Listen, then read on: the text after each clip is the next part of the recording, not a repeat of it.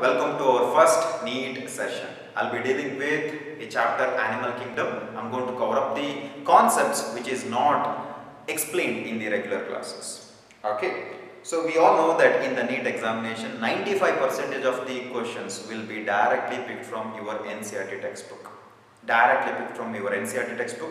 In other words, if I take biology, out of 90 questions, 85 questions will be picked directly from your NCERT textbook. 5 or maybe 6 or 7 questions will be picked from other books, that is actually out of the syllabus. So here we have to understand some concepts that could be asked in the NEET as out of syllabus questions. Okay, that is the reason why I have started with a separate NEET session. This is how actually in the regular class normally I do not take a separate session.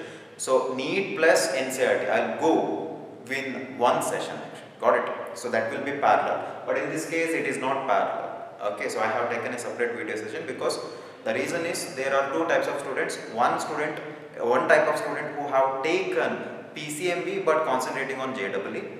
There are students who have taken PCMB and concentrating on PCB for NEET. So this is the reason actually. Okay. So this session is exclusively for the NEET students or NEET aspirants. Done. Okay. Now the thing is, you have to copy all the things whatever I explained. Very, very important.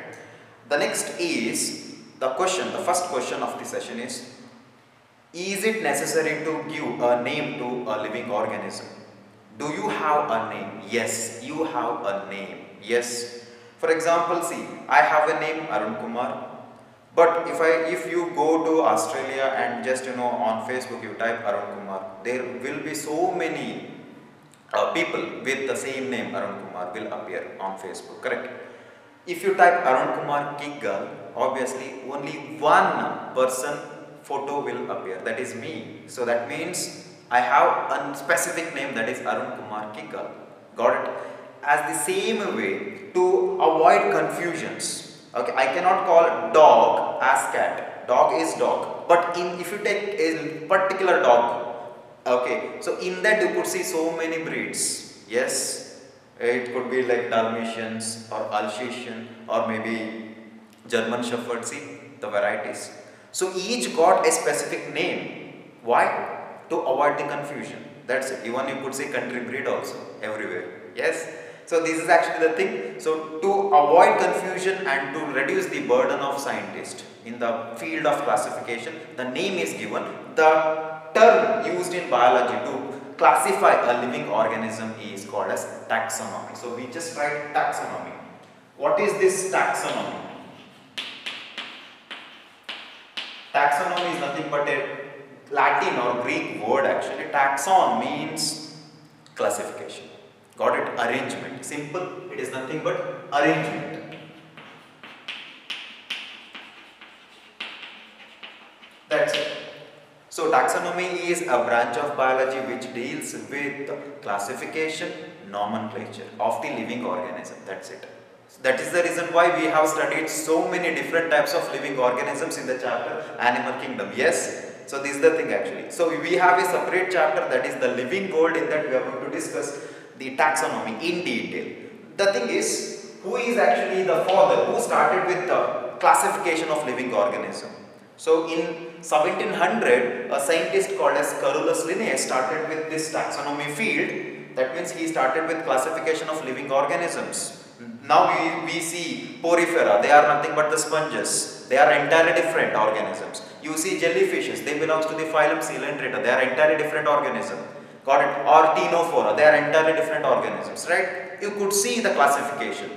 Yes, they are grouped in particular boxes. So it will be easy for me to understand a particular living organism. For example, if I am studying if I am a scientist and I am interested in sponges, so obviously I will not search in the phylum Hemichordata. I will prefer porifera because it is already classified, the characters already given. Yes, it is noted. Okay, porifera means it is having lot of pores. Got it? They are actually 90% are marine organisms, 5% are freshwater organisms, like that. Yes, it's easy, right? So this is why we need to understand taxonomy. Okay, so I'm not going to explain in detail. Fine, let me write. This scientist name called as The Carolus, you can write it Carolus, that is also correct. Okay, Carolus, even it could be preferred. Carolus Linnaeus. The Carolus Linnaeus is considered as the father of taxonomy. Write this. Father of taxonomy is Carolus Linnaeus. Very, very important. Normally, there will be some questions related to Carolus Linnaeus. Very important. Okay, done. The next important scientist name is whose contribution to the field of biology is enormous. We all know that the father of biology is Aristotle. So we write Aristotle is considered as the father of biology. Now I'll go precise. Instead of biology, let me erase this and write zoology, because he was the first person to classify the animals into two types. One is Anaima, other one is Inaima.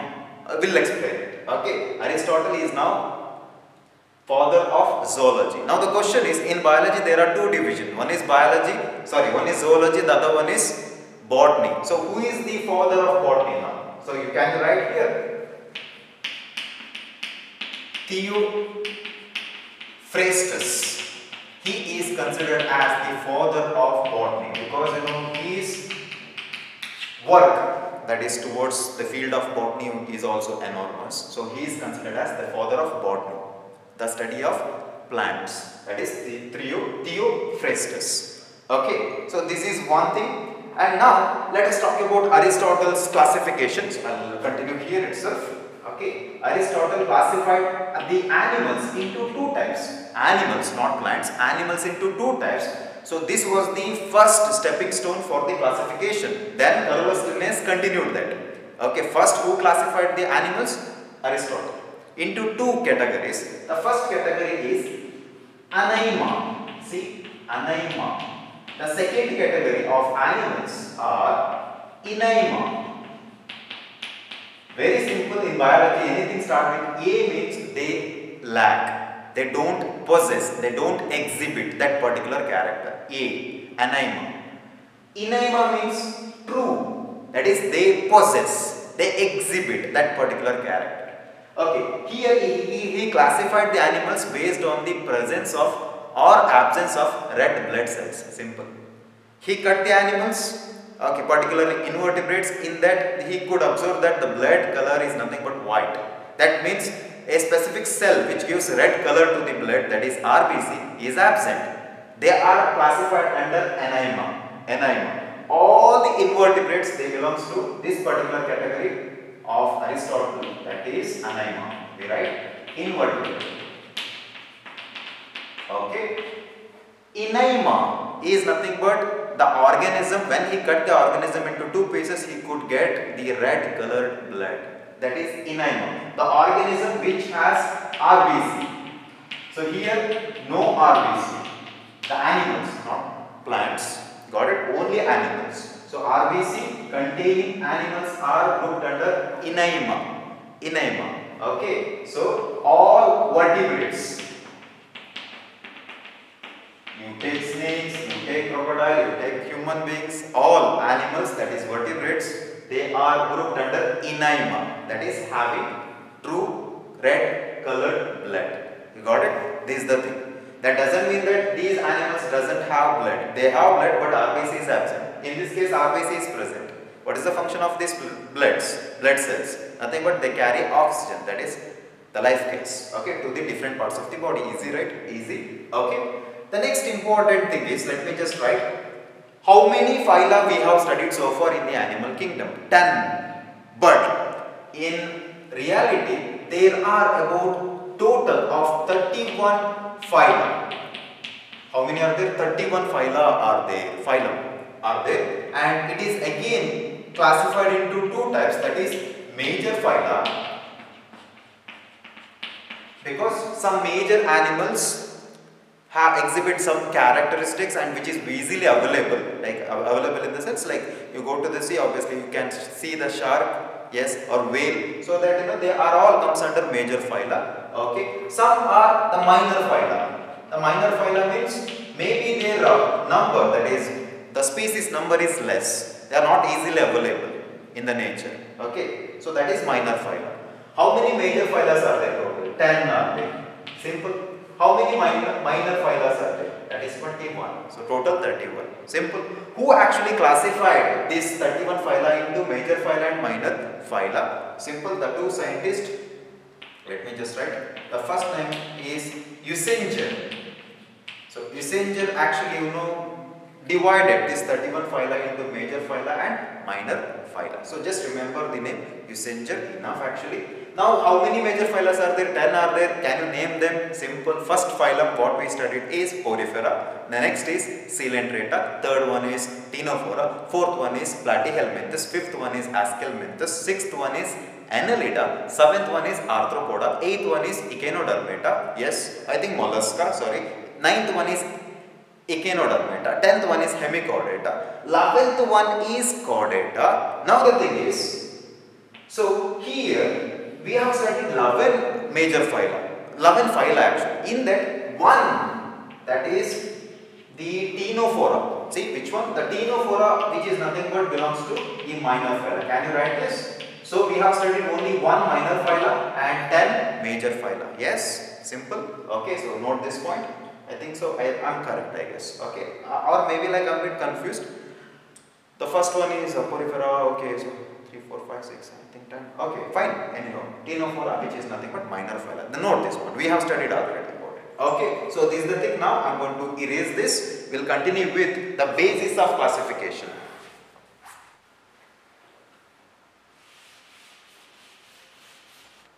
Now we will deal with the basis of classification. We have already studied different types of bases that is required for the classification of these organisms. They are categorized into 31 phyla. Okay, so first we will see which particular concept is missed when we were learning the basis of classification. So I am going to update that basis of classification. Just one request, you have to take add one name, that is this Storer to Usinger. Okay, so Storer and Usinger, these two were involved in the classification of the phyla into 31 types, that is major phyla and minor phyla. Got it? Just add Storer to the Usinger.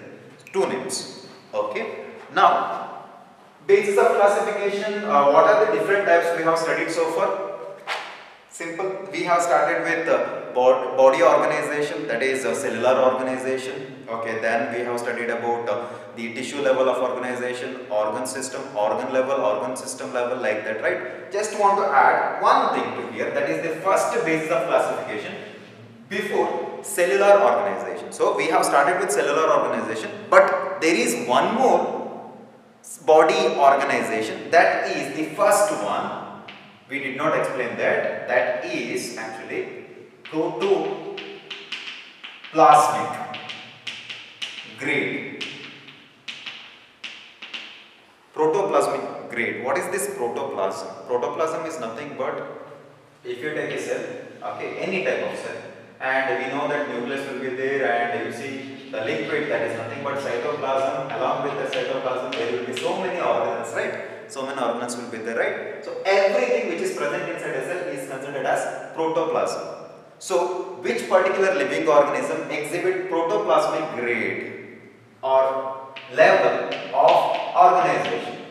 Got it? Level of organization. Oh, he'll write like this. Okay, level of organization. Now, first let me just write all the protozoa. Have you heard about this protozoa? Amoeba, yes, or Plasmodium vivax, Plasmodium malariae, Plasmodium falciparum, or maybe Trypanosoma, all these, Entamoeba, all this belongs to protozoa. We have not studied because they are not belong to these phyla. Whatever the phyla we have studied so far.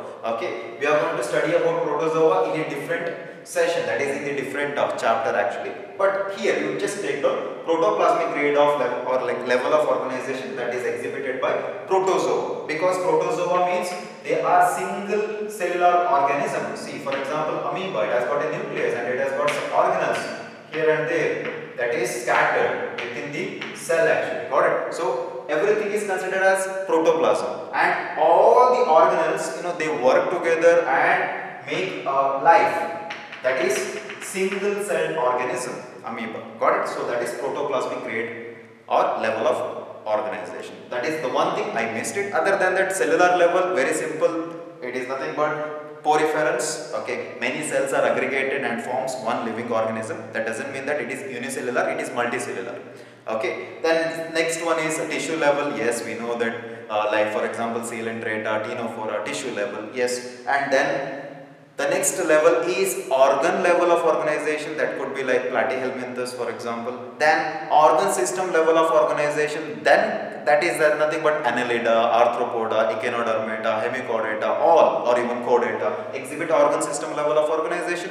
Okay, then we have studied about circulation, open type or closed type. That is easy actually. And digestion, is it complete digestion or incomplete digestion? Yes, that is also easy. Now we study the second important basis of classification, that is the body plane. Students should not get confused with the symmetry and body plane, entirely different actually. Symmetry is like when you cut the organism so into two pieces or halves, you have to get a specific piece, that is, it could be bilateral or it could be radial. It's easy. But this is different actually, how the organism is arranged from inside to outside. That is body plane. The first one is, let us just take cell aggregate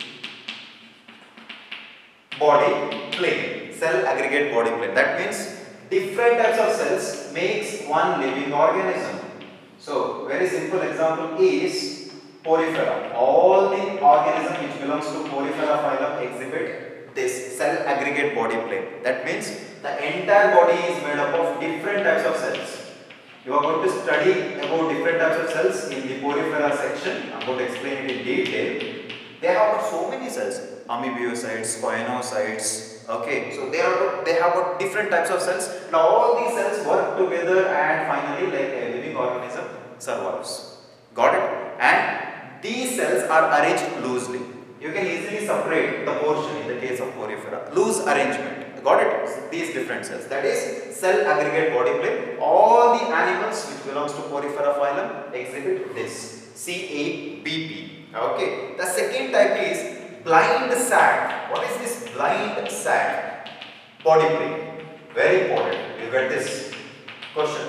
Give example for blind sac body plane. Simple. You take a simple organism. Let us take the jellyfishes. Okay, jellyfish. See, this particular organism is bit tall. Yes, tall, not flat, right? It is tall and it is bit cylindrical. Tall plus cylindrical, and it has got only one opening. It has got only one opening. Yes, right? It has got only one opening, and you could see this. This acts like mouth as well as anus, and this opens into a big pouch like structure that is nothing but its stomach. Got it? So pouch and a single opening. It is called as blind sac body plane. Blind sac. Got it? Is there any other example where the animal exhibit incomplete digestion? Ctenophora. Very good example, right? Ctenophora. Even you can consider Platyhelminthes also. So examples: Platyhelminthes, Ctenophora, Coelentrates. These three phyla actually exhibit blind sac body plane. So write that: Coelentrata, Ctenophora, Platyhelminthes. That means one opening that acts like mouth as well as anus, and a big sac which acts like a stomach, alimentary canal. That's it. So that is blind sac body plane. Got it? Okay. Next one is tube within tube. Very important. Tube within tube. Type of body plane. If you take earthworm, okay, so we just erase this portion. You just take earthworm, simple. that exhibit tube within tube. Okay, see, this is actually the mouth and this is actually the anus. How does it look? Tube, alimentary canal is tube, yes, and this alimentary canal is now surrounded by one more tube. See, how many tubes are there? Two tubes are there. Okay, this is the tube within this tube, tube within a tube, that is actually seen in the earthworm. Even you can consider the leeches. Yes, they all belongs to which phylum? Annelida. So Annelida is the only phylum which exhibit this type of body plane, that is tube within tube body plane. So easy, right? Cell aggregate body plane, easy. Blind sac body plane, that is actually simple. One opening and one big pouch, blind sac. Okay, why it is blind sac? Because it has got only one opening, that's it. Everything is covered. Blind sac. Okay, and tube within a tube, simple. Earthworm and even leeches or any other organism which belongs to the Annelida phylum actually exhibit this. This is alimentary canal and this is the body wall. Okay, outside also tube, inside also tube. That's it. So this is the thing you need to note down. Let me erase this. We'll continue with the next base of classification. Now we go to the next classification, that is coelom. Okay, you know about the coelom. Okay, we can classify the organism into three different types based on the presence or absence of coelom. Acoelomates, know about the examples also. Ctenophora, coelomates, acoelomates, because they have only two germ layers, ectoderm and the endoderm. Mesoderm is absent, correct? Okay, they have mesoglia. Okay, so like that we can classify the organisms into three types. The first one is acoelomates. So we are not going to study about it because it's not important now. Okay, we have already studied. The next type is pseudocoelomates. Again, the mesoderm is scattered as pouches between ectoderm and endoderm. We know that. What is the example for it? Very important. Remember it. The next, last one is eucoelomates. See, we have studied only coelomates. Human beings are coelomates? Yes. Now I have added EU before coelomates. What is the meaning of it? That means coelomates, but true coelomates. Okay, all the organisms which are actually having coelom, the body cavity between the gut wall and the body wall, they are considered as coelomates. Okay, then in biology we write like this, eucoelomates. Okay, I did not mention eucoelomates in the regular class. From here onwards you have to consider it as eucoelomates. Now again in eucoelomates there are two types. Okay, why? Again classification is done. See, we human beings, or you take elephant, you take lion, tiger, reptile, snakes, whatever it is, or amphibia, okay, or the fishes, all these things actually belongs to eucoelomates. Particularly in eucoelomates, they belongs to a type of coelomates that is called as enterocoelomates or enterocoelomate or coelomates. We all, that is starting from echinodermata,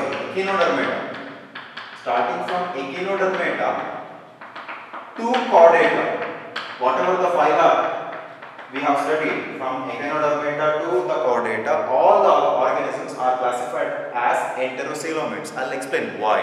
The next type is, we write here, that is schizocoelom.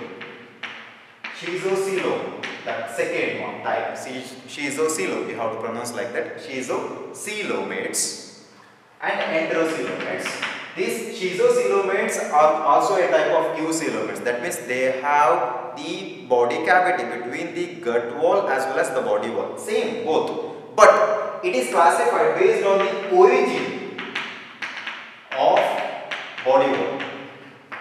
We all know that the mesoderm actually responsible for the formation of the body cavity, not body wall, body cavity, correct? Yes, we know that the mesoderm is responsible for the formation of body cavity. In a simple way, so let us just draw three germ layers. This is endoderm, mesoderm and ectoderm. If in the embryonic development of the living organism, this mesoderm splits, this band, right, you could see three bands, ectodermal band, that is cells itself, the middle one is mesoderm, the last one is endodermal bands. For example, if I use white color, see, for mesoderm, in the embryonic development of schizocoelomates, this mesodermal band splits. Okay, splits into two. For example, if I draw a big band of mesoderm, they split exactly at the center like this.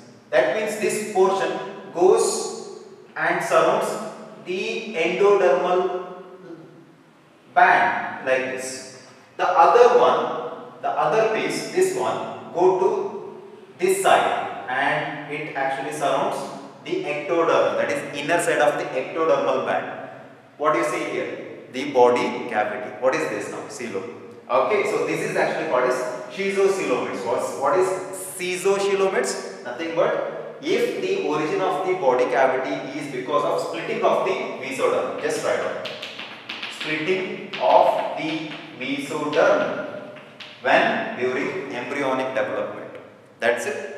Examples for schizocoelomates. Let me write. Annelida is a very good example. Arthropoda is very good example. Then mollusca is very good example. Simple. You just remember arm. A-M. Annelida, Arthropoda, mollusca. They are all schizocoelomates. Why? You could see the mesodermal band splits into two bands.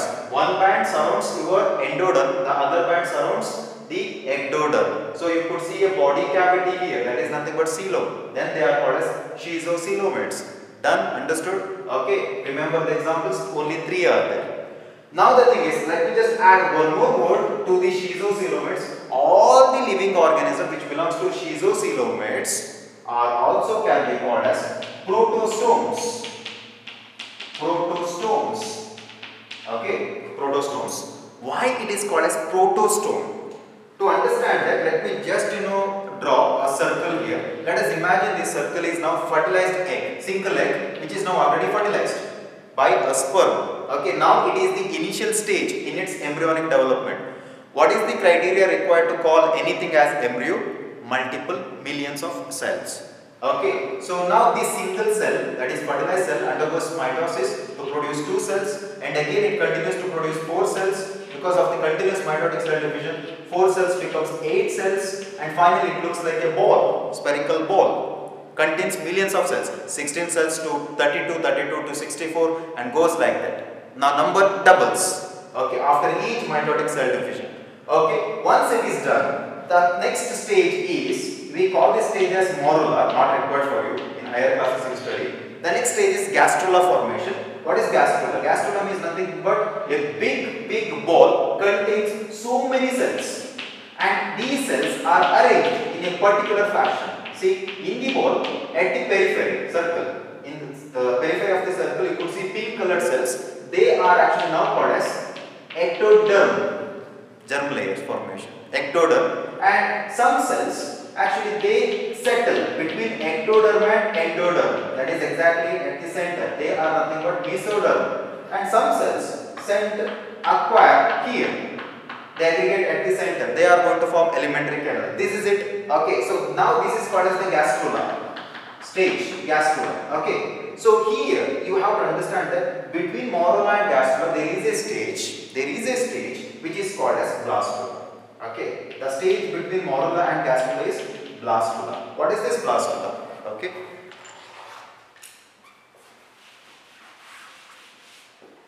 For example, see, we just draw a big spherical embryo here, and let us just assume that this band is nothing but our ectoderm, and the white color one is somewhere else here.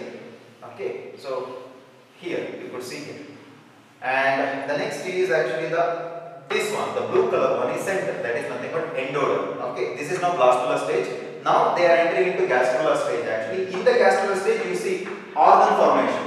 So note this point, organogenesis takes place only in gastrula stage, which is applicable to all the living organisms, in human beings also. Got it? So once germ layers are formed, next step is organogenesis. What is organogenesis? Formation of brain, formation of heart, stomach, everything. That is organogenesis. That takes place in the gastrula stage. But now the center stage between morula and gastrula is this. That is called as the blastula.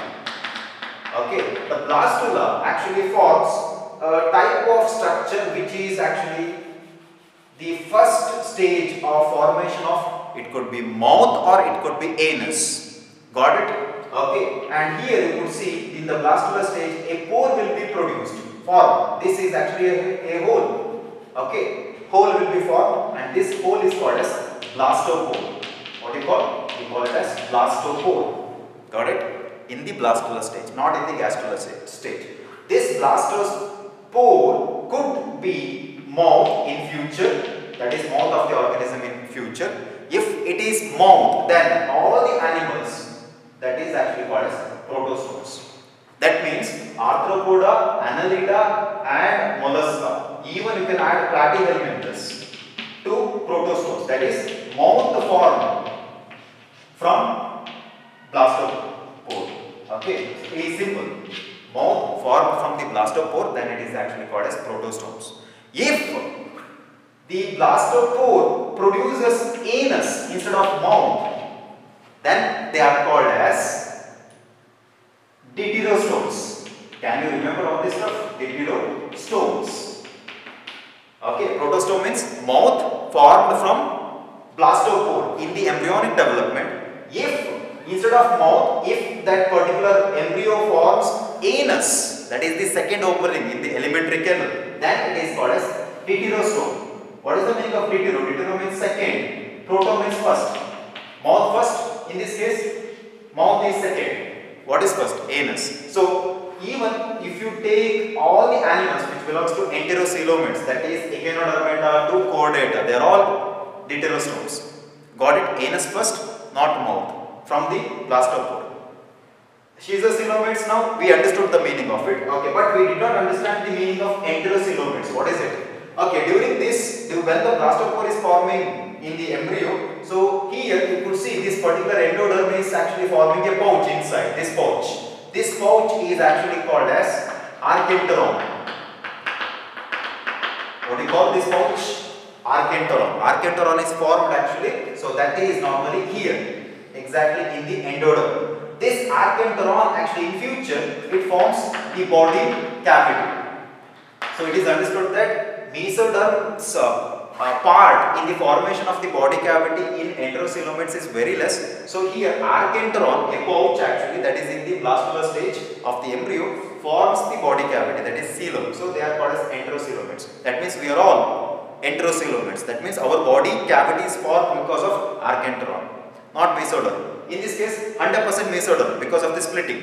Now deuterostomes, anus first. Got it? Whereas the mouth second. Anus is produced from blastopore. That is actually enterocoelomates. Deuterostomes, both are same. Schizocoelomates or protostomes, here mouth first, anus second. Mouth is formed from blastopore. Done? Easy? Done? Okay, so this is the thing you need to remember. Hope you understood this. One more is there, that is the symmetry. Okay, we'll erase this. Now we write symmetry. This is actually the last concept in the basis of classification, only for your competitive examination. Symmetry, very simple. We have already studied two types of symmetry, radial symmetry, bilateral symmetry. That's it, right? But let us upgrade it now. Okay, there is one more symmetry where I have not explained in the regular class, that is spherical symmetry.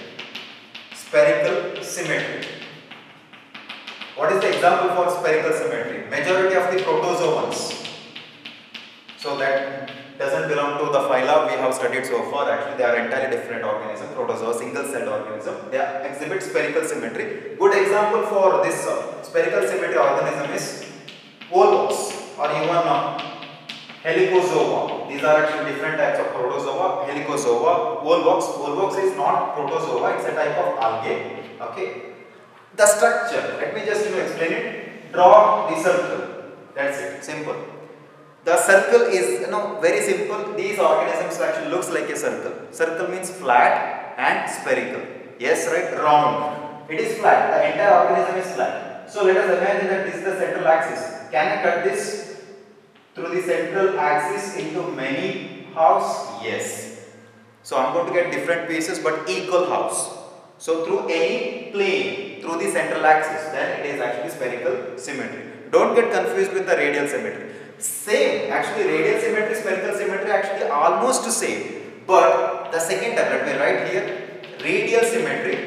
In radial symmetry, majority of the organism, you take a jellyfish. See, Jellyfish also exhibit radial symmetry. Even Ctenophora, Coelenterata jellyfish, Ctenophora actually the other phyla actually. Okay. So here this particular jellyfish, what is actually the body structure of the organism jellyfish? Is it like a circle?